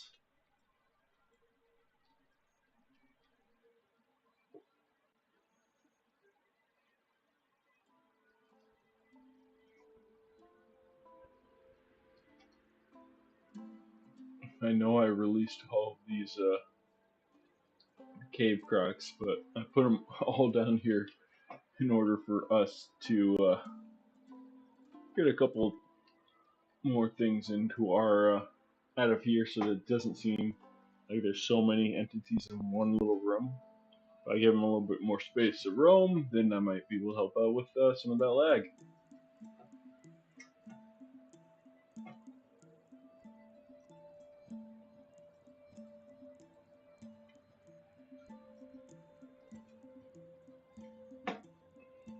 Yeah, you guys are gonna have to get so thirsty at some point you're gonna have to quit your task and go get a drink.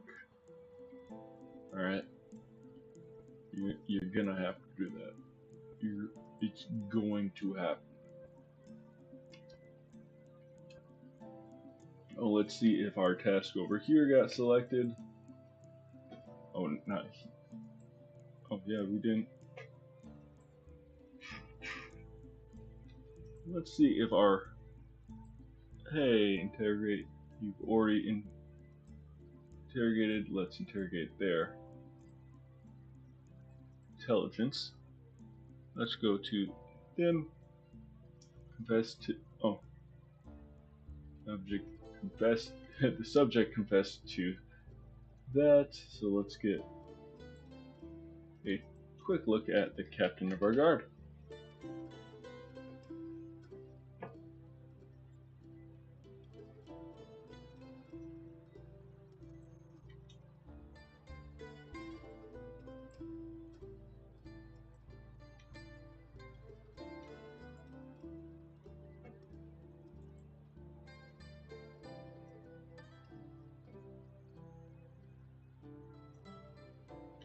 Alright, I lost him. I lost him, guys. Okay. More goats. We'll have to probably butcher.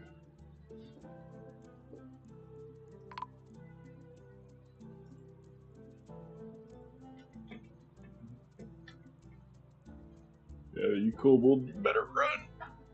You better run.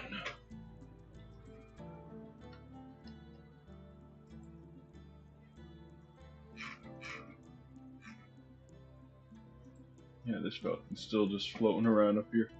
Nothing for us to worry about.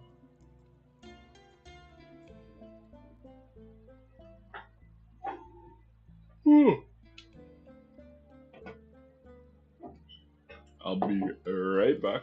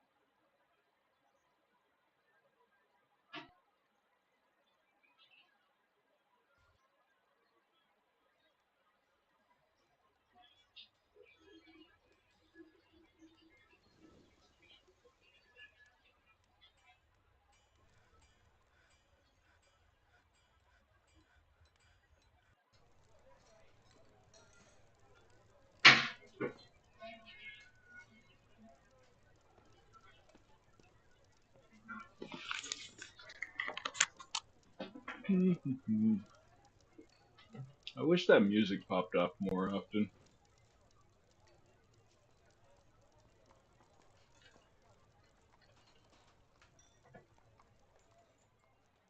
That's fine, that's fine, that's fine.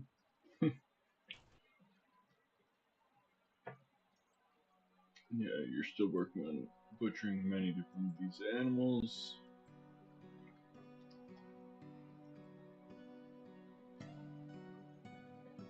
Maybe I'll make a handful of totems too while I'm at it.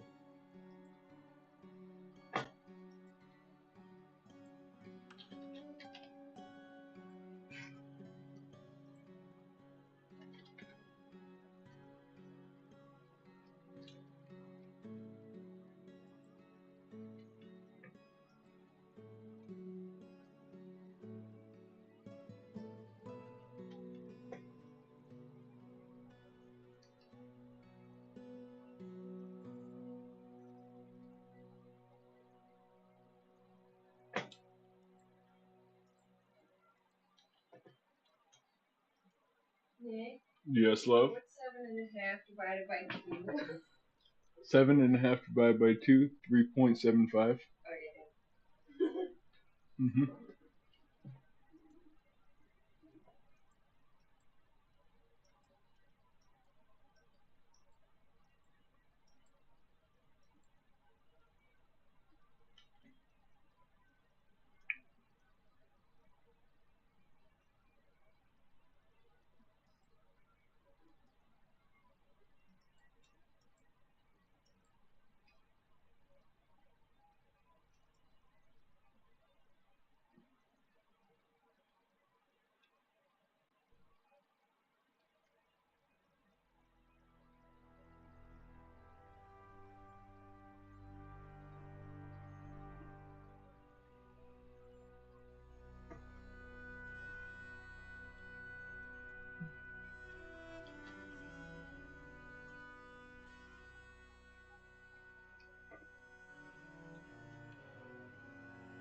Boom, boom, boom, boom. I think I should have enough chalk to at least start going those orders again. For pig iron and steel.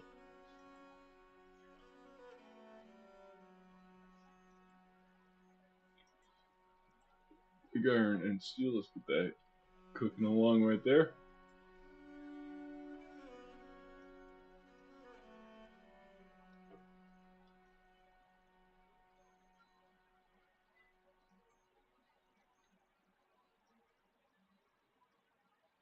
Hmm.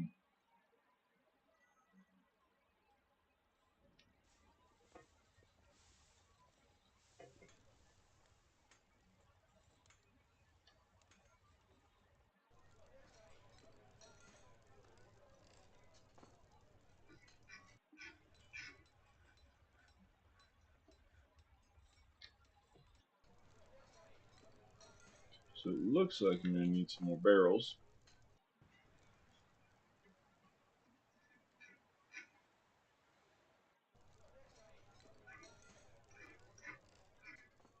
Could have sworn they're somewhere around.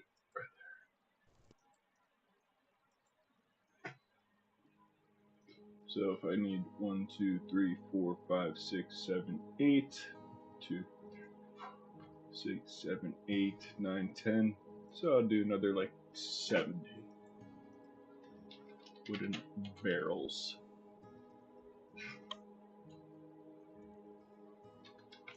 I'll do 70. Now that should be more than enough. It'll cover this up here. And it'll cover all this down here.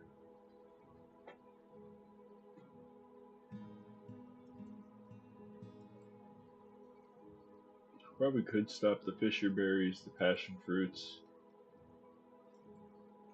Maybe even swap this over to, I don't know, rice plant.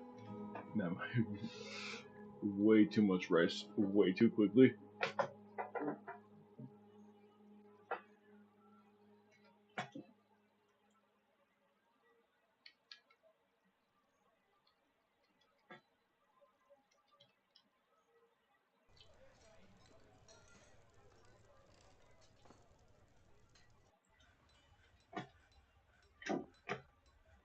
Oh, what are you going to go and decorate with ivory?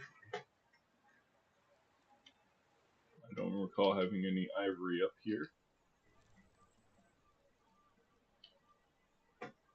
Huh. Oh, or elephant teeth. I see, I see.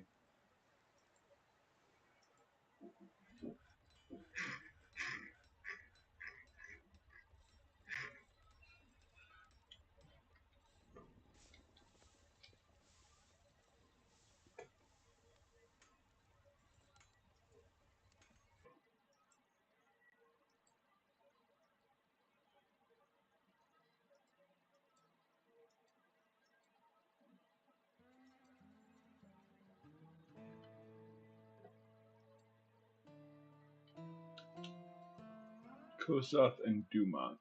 Alright, we're gonna do a little reset on you.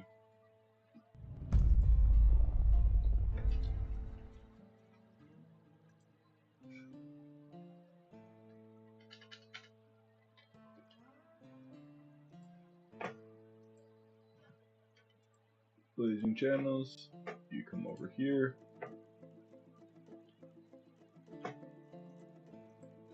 Station, and we're gonna uncancel you.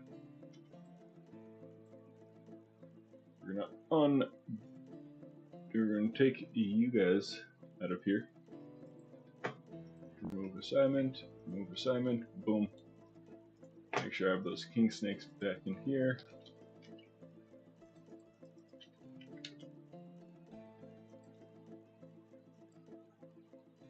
Let's go drink.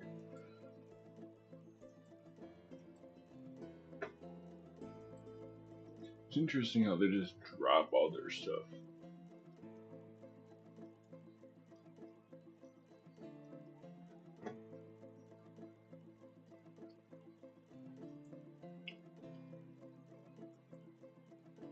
I wonder if those little ones have gotten okay, I see that. Where are the little ones?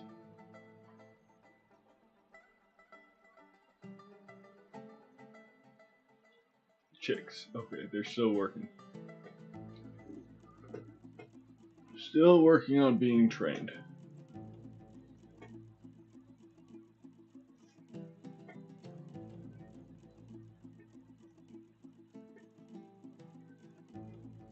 Maybe I eventually get rid of it and just make it a pathway right here. A little bit quicker to get around.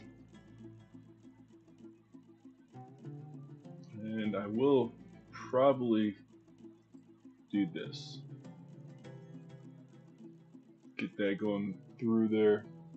Ooh, that looks really good. What's the pizza we made, eh? Mm-hmm.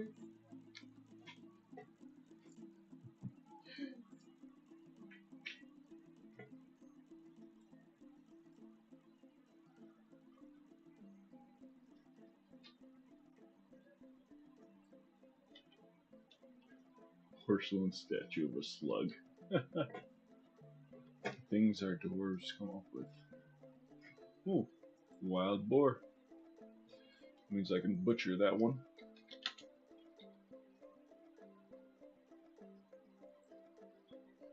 Yep.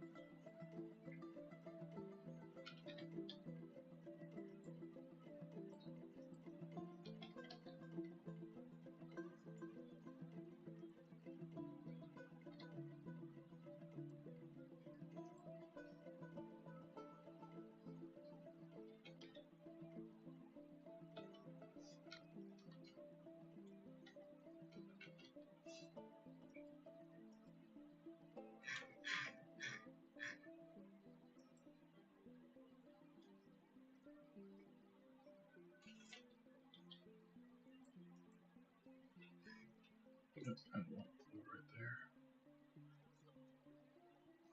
See if I can break that up into multiple different rooms.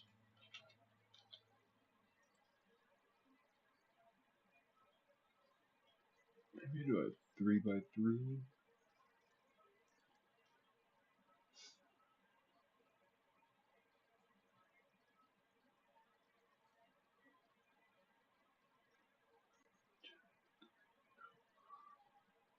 Yeah, if I do a 3x3 with a single wall down through the center, I think that might work.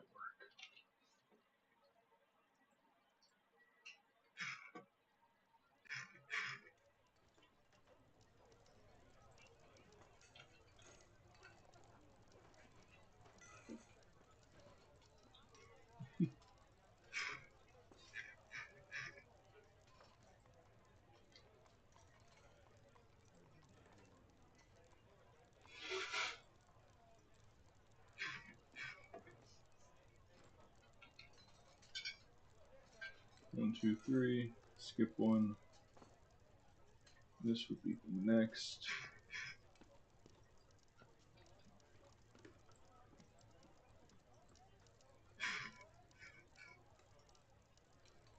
Two, three. Skip one. One, two, three. Skip one. So the last one will be a single. Actually, I can do nice little. So I could have 1, 2, 3, 4, 8 rooms right there. That's not bad. Maybe I do the same on this level.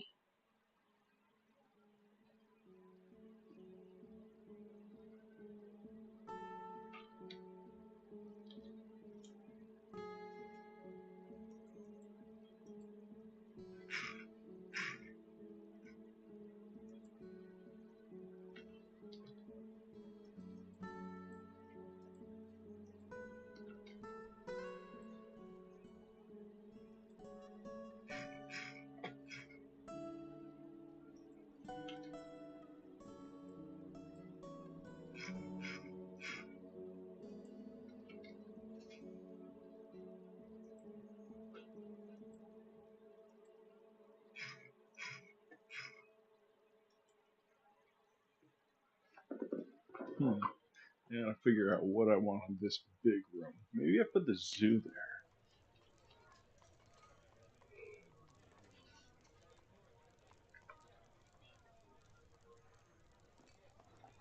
I like that idea.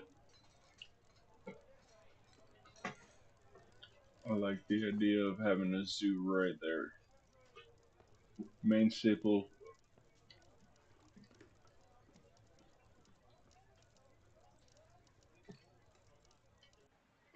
Oh, okay, you've done that interrogation.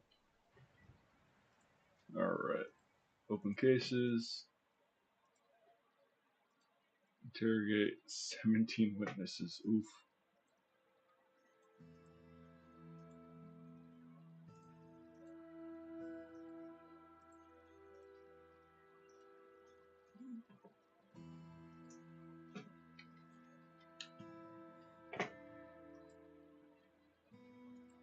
We'll get all that all figured out.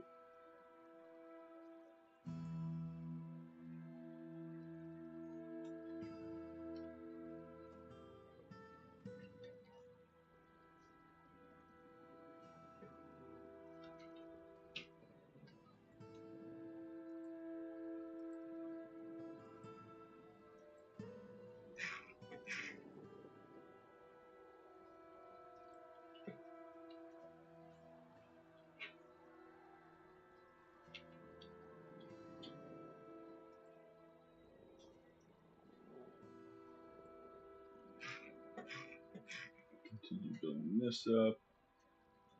And I'll be set with 8 blocks.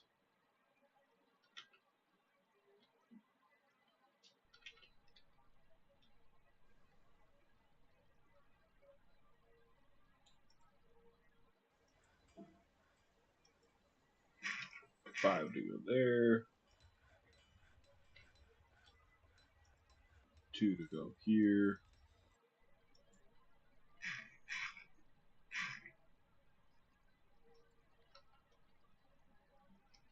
We'll put the last one. Oops.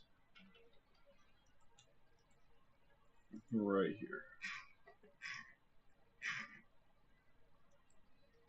Looks like we are starting to run a little low on sure. I got 50. That just means we need more. This will be priority 4.